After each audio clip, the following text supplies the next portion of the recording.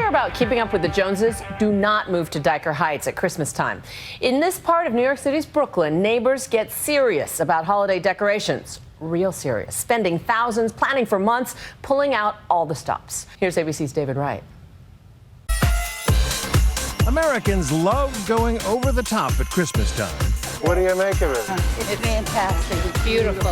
And if you had any doubt about it, put on your best Christmas sweater or the eggnog. When it comes to spreading Christmas cheer, There's a nutcracker theme, I can see. Some angels, some Santas. nobody outdoes Lucy Spada in Brooklyn. Those soldiers, those are 3 pieces. Those were brought in here by a crane. What? Yeah, by a crane, and they were put in place because they're 3 pieces. Her half of this duplex in Dyker Heights is Christmas Central. To me, I like my whole house filled up. I don't like to see a space. It's got to look like Santa's house. You got a space there, though. No, but that's not my house. At first, she says the neighbors were kind of skeptical, but over the years, they have caught the Christmas spirit. This block was a funeral parlor till I moved here. And you transformed it. Yep. That's for sure. It became Dyker Lights. Dyker Lights, now such a sensation, they bring in tour buses to see it. Our official company slogan this time of year is Rockefeller Center, forget about it.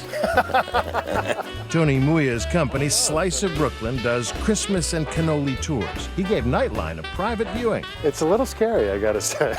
You find it scary? Well, the thing is, you're seeing it right now. There aren't too many people here, but it gets mobbed here. There are cars literally lined up the block. Sadly, for some of the homeowners that just live a few houses up, it could take 45 minutes to get into their driveway. Dyker Heights is an extreme example.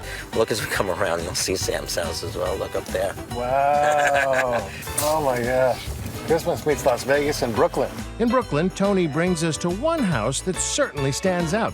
The owner, known in this neighborhood as Sam the Greek. Sam the Greek, huh? Yep, Sam Bilas. He's got one of the largest houses in all of Brooklyn. Every inch of it twinkling Christmas cheer. He's up to the point now where he's got over 300,000 lights on the house. 300,000 lights. And here's the best part. If you notice, there's lights on the house, and then there's lights on these potted plants, but you don't see any wires going across.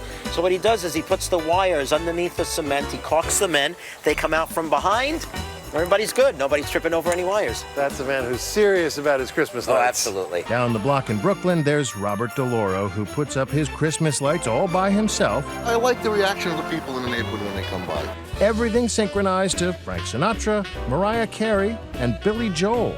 You must relate to that Clark W. Griswold scene. Oh, yes. Ding! Yes, That's you each absolutely. year, huh? That's me every year.